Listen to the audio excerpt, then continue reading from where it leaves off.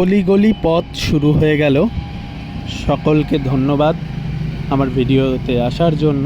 এই যে দেখছেন, আমি মিষ্টির দোকানে ছিলাম, একদম অন্ধকার একটা গলি। সেই গলি থেকে বেরিয়েই আমি রাস্তা পেয়ে যাই। এই যে জায়গাটা, এই জায়গাটা হচ্ছে কুড়েভাড়। জায়গাটার নাম উত্তরপ্রদেশের সুলতানপুরের কুড়েভাড় জায়গাটা। আমি আগের ভিডিওতে সবাইকে বলেছি যে আমি এখানে একটা মিষ্টির দোকানে ছিলাম। এখন জানিয়ে রাখি যে মিষ্টির দোকানটার নাম ছিল ভাই ভাই মিষ্টান্ন ভাণ্ডার।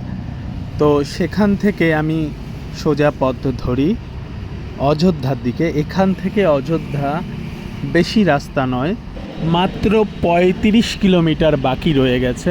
আমি এই যে যাচ্ছি যে জায়গাটা দেখুন, প্রায় 500 মিটার চলে আসার পরে জায়গাটা, এখানে এই যে রাস্তায় লেখাই রয়েছে অযোধ্যা ৩৫ কিলোমিটার গেলেই পাওয়া যাবে। এবার সেই অযোধ্যা থেকে আরও প্রায় 10 কিলোমিটার মতন যেতে হবে রাম মন্দিরের জন্য। তো আমি সেই অনুযায়ী পথ চলা শুরু করলাম। আজকে এখন বিকেল 4টে মতন বাজে।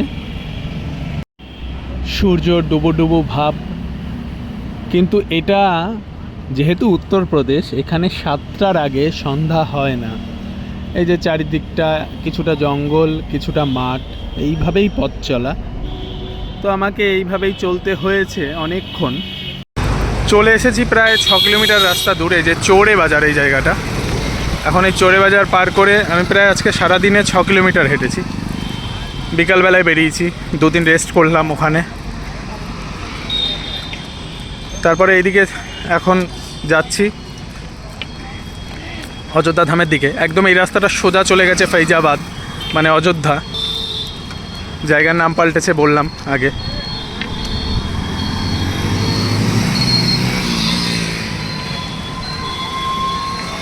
চৌড়ে বাজার পার করেই এই যে মন্দির দেখতে পাচ্ছেন, একটা কত সুন্দর একটা মন্দির এখানে কিছুটা দূরেই, মানে এখানে কিছু দূর দূরেই সুন্দর সুন্দর মন্দির, যেহেতু হিন্দু এলাকা। এটা কিন্তু আমি এখন অযোধ্যার মধ্যে প্রবেশ করে গেছি, মানে অযোধ্যা যে জেলা, সেই জেলার মধ্যে। এই যে মাতা রানীর মন্দির। তো এখানের থেকে আমি প্রণাম করার সময় অনেক সময় ভিডিও করা যায় না বা করতে পারি না, তো আমি একটু দূরে দাঁড়িয়েই ভিডিওটা করলাম। এই যে সন্ধ্যা নেমে এসেছে। আমি প্রায় 11 কিলোমিটার চলে এসেছি কুড়েভাড় থেকে। 11 কিলোমিটার পরে এই যে এরকম একটা জায়গা, গাছগাছালি রয়েছে, 2-1টা বাড়ি রয়েছে।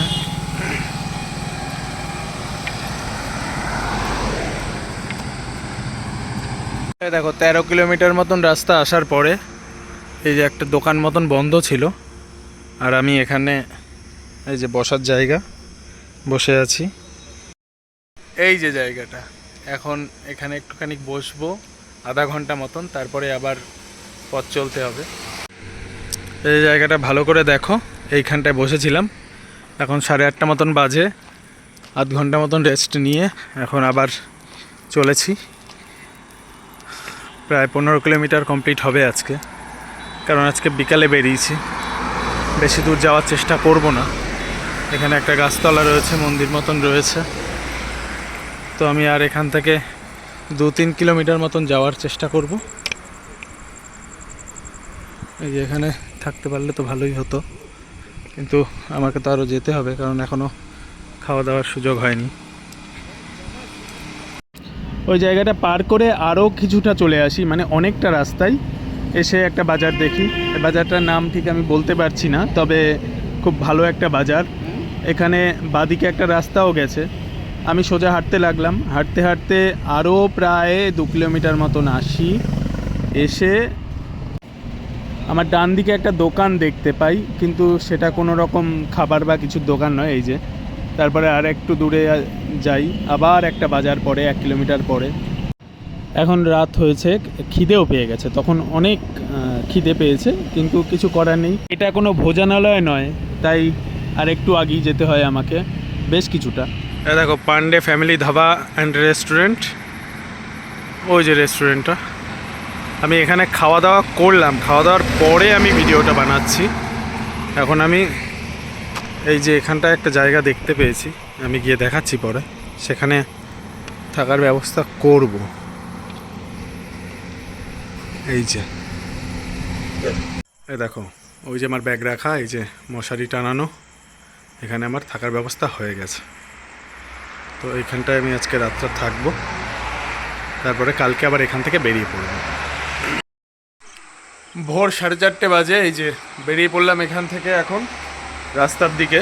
এই যে এখানে কালকে রাত্রে ছিলাম, এখন এখান থেকে রাস্তার দিকে গিয়ে আমাকে এখন ডান দিকে যেতে হবে।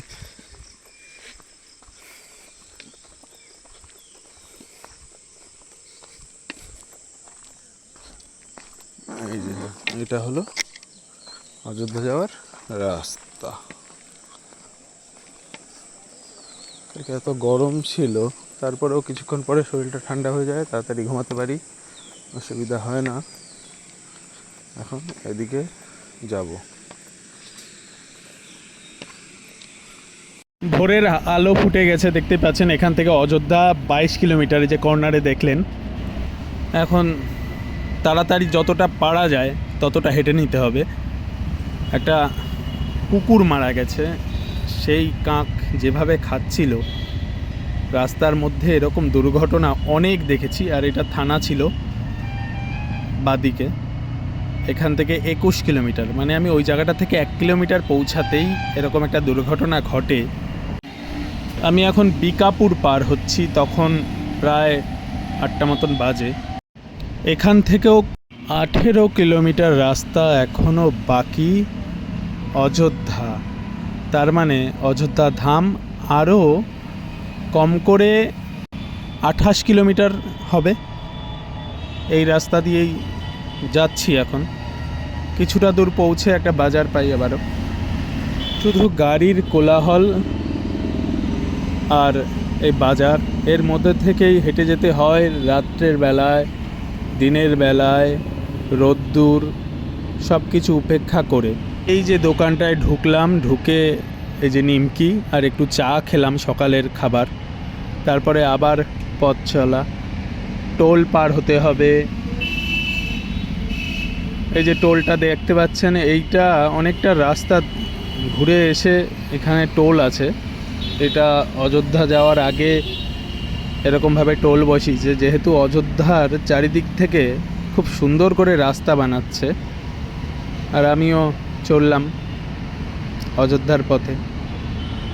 এই যে স্কুলগুলো এখানের এত সুন্দর করে সাজিয়ে রাখে, এই যে দেখতে পাচ্ছেন স্কুলটা, যে স্কুলের বাসগুলো দাঁড়িয়ে আছে। স্কুলগুলো বেসরকারি বেশি, কিন্তু খুব উন্নত মানের। ওই যে রাস্তা, আর আমি এইখান থেকে যাচ্ছি। এই যে উপরে যে জায়গাটা, এইখানটাতে বসার চিন্তা ভাবনা, যে এখন একটু দুপুরের দিক তো, এখানটায় একটু টাইম পাস করি বসে, আর ঠাকুরের নাম জপ করব। এসে ওখানটায় ছিলাম, কিন্তু তারপরে আবার আমি এখানটায় চলে আসি, কারণ ওখানে রোদ পড়ে যায়। এখানটায় আসি, হাওয়া ছিল বেশ।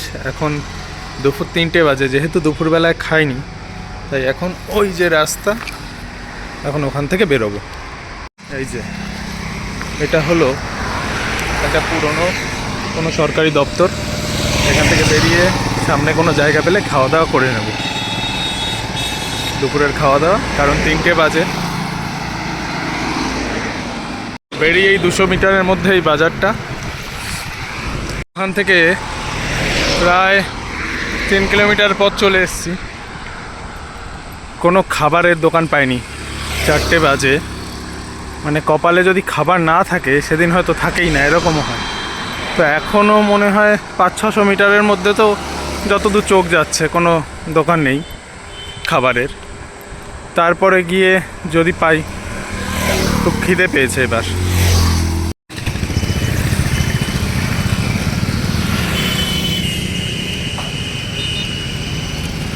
দেখো একটা মন্দির, সুন্দর একটা মন্দির।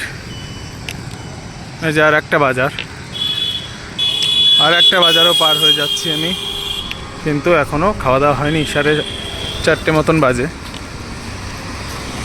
দেখি এখানে একটা আছে বাবা ভোজনালয়, কিন্তু বন্ধ। আগে আরও যেতে হবে আমাকে। কৃষ্ণচূড়া গাছ, এই যে একটা প্রজেক্টের গেট, আর এই যে কৃষ্ণচূড়া গাছ। আমি এখন আর 5 কিলোমিটার দূরে আছি অযোধ্যা থেকে। অযোধ্যা ধাম নয়, অযোধ্যা থেকে 5 কিলোমিটার দূরে আছি। তো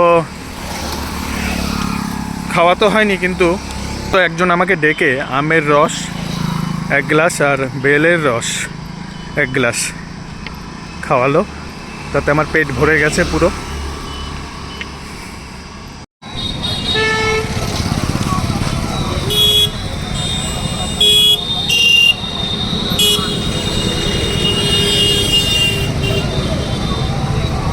এইটা হলো তুলসী বাজার। তো এখন 7:30 বাজে। তুলসী বাজারের উপর দিয়ে আমি যাচ্ছি।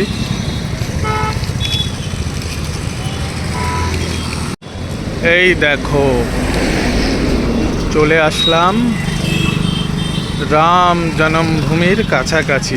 আর মাত্র 13 কিলোমিটার। সামনের যে রাস্তা, হাইওয়ে, সেখান থেকে ডান দিকে।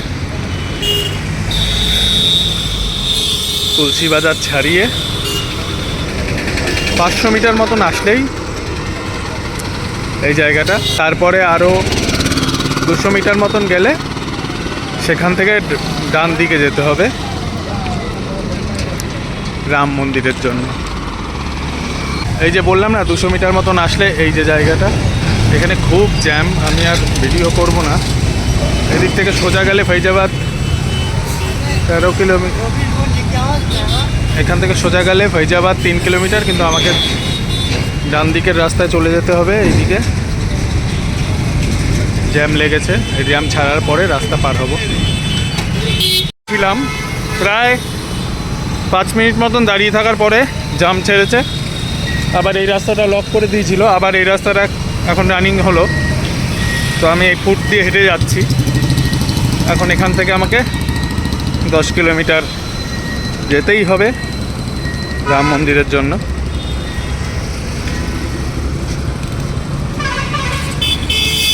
পিছন দিক থেকে 2 কিলোমিটার মতন আসার পরে এখন ভালোই রাত হচ্ছে। এখন দেখতে হবে কোথায় খাওয়া টাওয়া যায়। তারপরে আজকে আর বেশি যাব না, যেখানে পাই জায়গা সেখানে বিশ্রামের জায়গা করে নেব। কালকে ভোরবেলায় উঠেই চলে যাব সরজু ঘাট। এখান থেকে আর বেশি বাকি নেই, এখান থেকে আর 8 কিলোমিটার কি 9 কিলোমিটার মতন রাস্তা বাকি আছে, খুবই কাছে।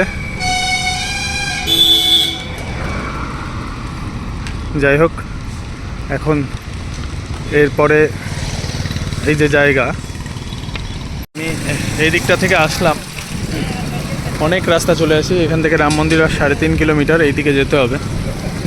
এই যে রাস্তাটা, এই দিকটায় রাম মন্দির। 3.5 কিলোমিটার গেলেই রাম মন্দির পেয়ে যাব।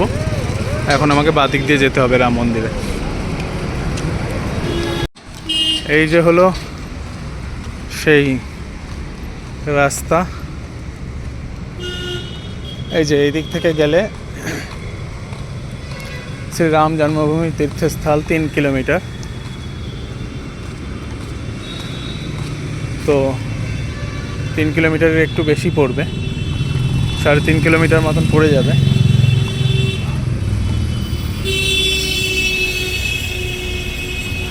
খাবারের জায়গা কিন্তু আজকে আমি এখনো পাইনি।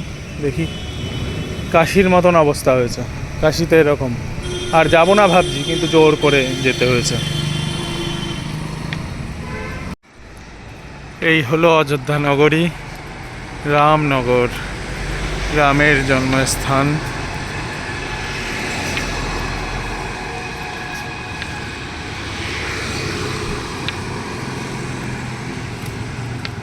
এক্ষুনি ওইখানে দাঁড়িয়ে ভিডিও করছিলাম। এই যে জায়গাটা, এই যে এখানে নিচে শুতে হবে।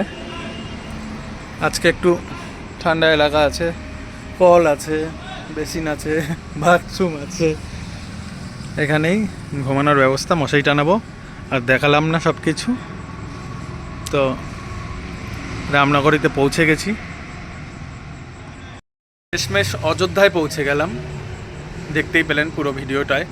তো এখন আমি বসে আছি এই জায়গাটাতেই, দেখালাম আমি এক্ষুনি যে এখানে আজকে জায়গা হয়েছে।